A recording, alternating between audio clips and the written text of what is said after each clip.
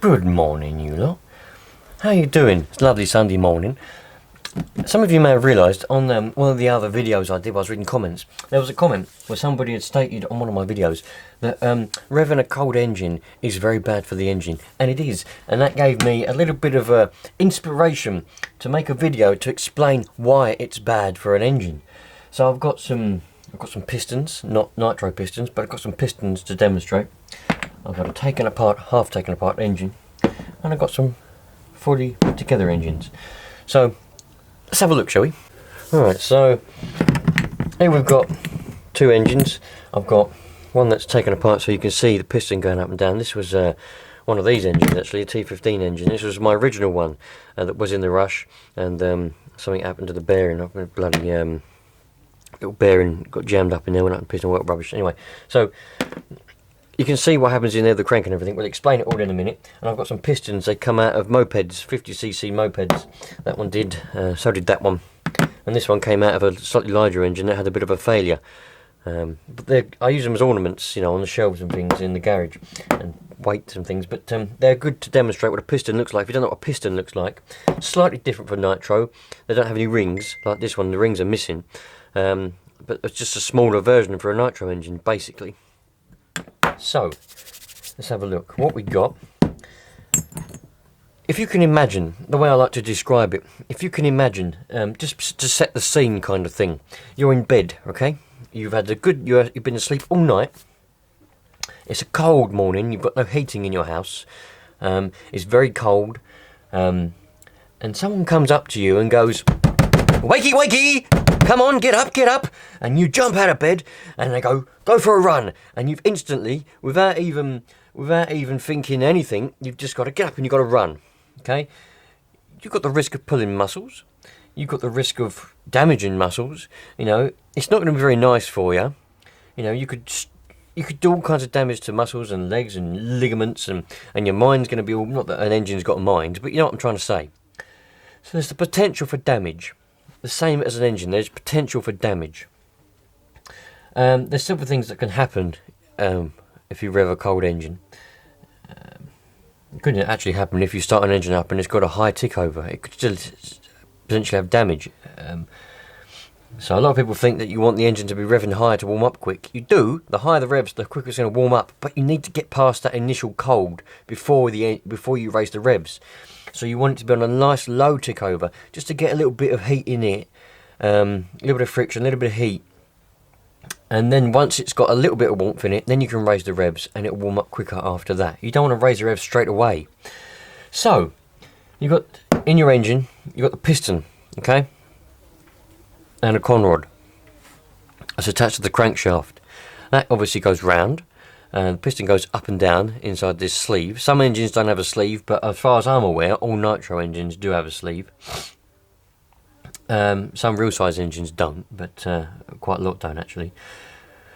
So that goes up and down.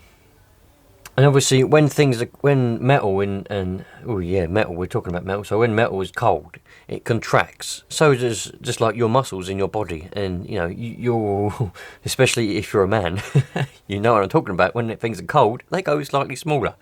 But the whole body's the same. When you're cold, everything's just, you know, contracted. That's why it's difficult to move. When you're really cold, it's difficult to try and move, isn't it? You know, because your muscles got to warm up. And so it's the same for an engine. The sleeve is contracted around the piston, you know, and it's a bit tight. There's no oil in these engines, obviously, but if it was a 4-stroke and it had oil in it, that would be thick. But these are 2-stroke, so they don't have oil. And everything's just stiff, you know, difficult to move. Now, what can happen in the very worst case scenario, if you rev a cold engine, is you can get what's called a cold seize.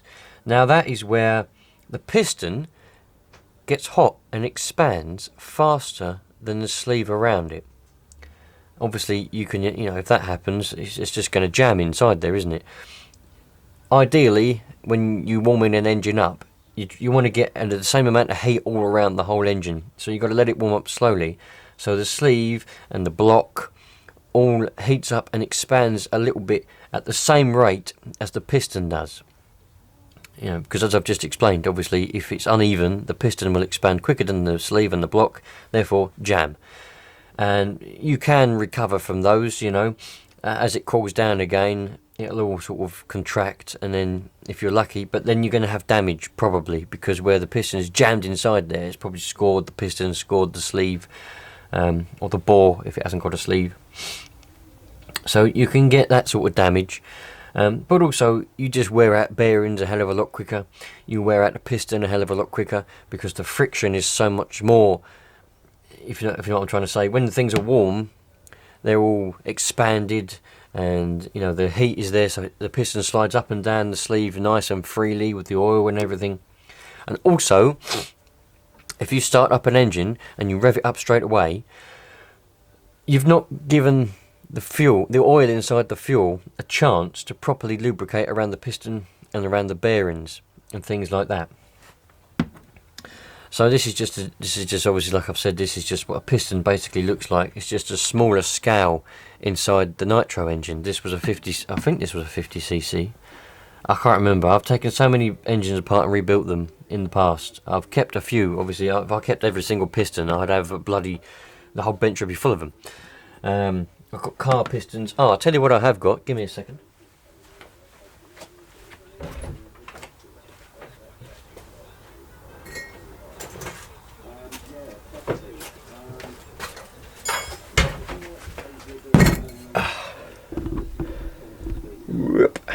This is a piston from where did this come from? I can't remember exactly. I think this was a D9. I think it was. It might have been bigger. Well, I can't remember exactly. It was a very, very long time ago. But this was a very big engine. It was a machine. I think it was a Caterpillar. It might have even been a D11. But it's a big old machine, and this is one of the pistons from it. As you can see, they are exactly the same. Obviously, this one would have been a diesel engine, and this one would have been a two-stroke petrol. But you've still got the same amount. You've got the rings at the top. You've got the hole for the gudgeon pin.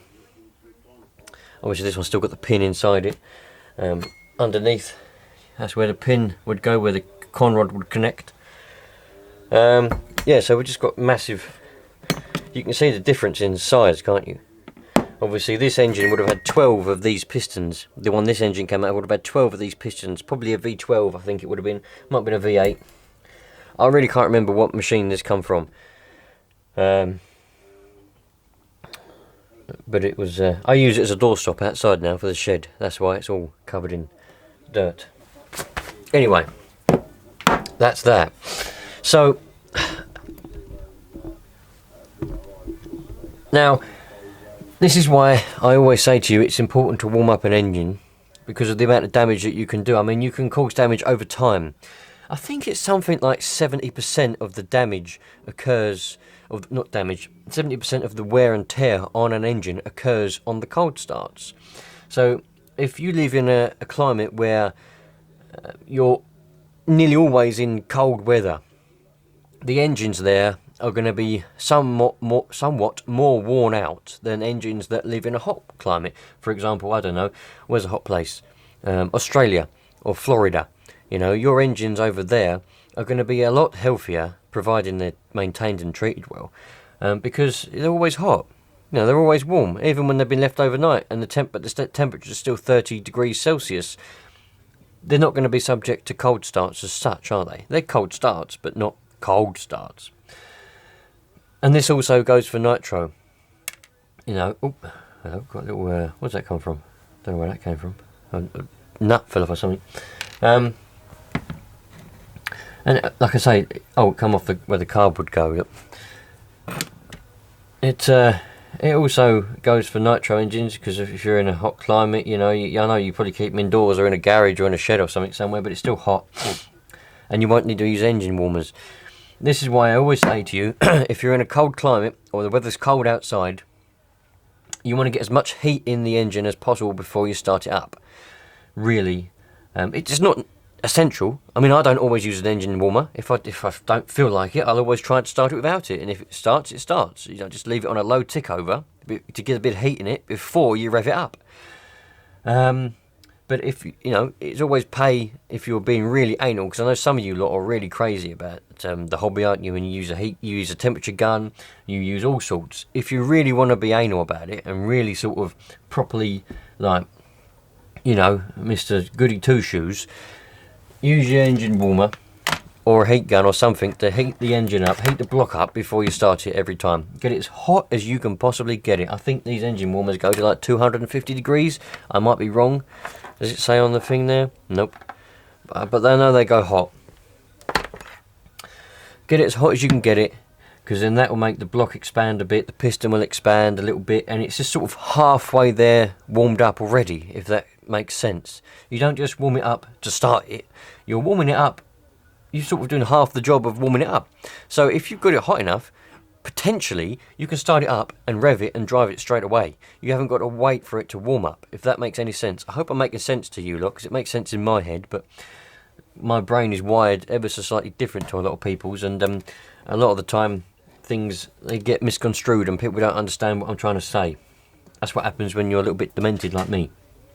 So hopefully I've explained why you shouldn't rev a cold engine, particularly a nitro engine, because they're so much smaller and the potential for damage is so much. But also, I don't know if I mentioned it, these also rev at a lot higher revs than one of these engines, especially that bloody machine piston down there that I showed you. Oh, they're ridiculous. That big piston that I showed you would only be at a maximum RPM of about 1,800. Something like that, 1,800 RPM.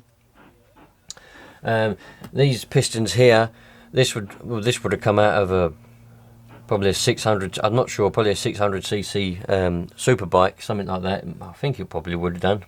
Can't remember now. Bloody old look. This would probably rev at about 10,000 or more RPM.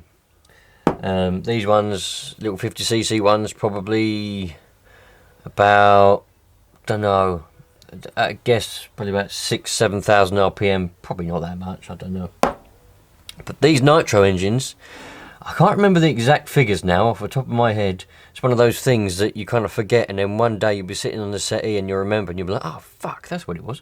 But they rev it a lot. I think they're about 20,000 RPM, and tick over is, you know, the RPM is massive on these, so the potential for damage on a cold engine is more so than on an ordinary real sized engine. So yeah, I just had those ones there just for decoration, really, to tell you the truth. But you can't really show a lot on a bloody fully built engine. And explain how and why you shouldn't do it.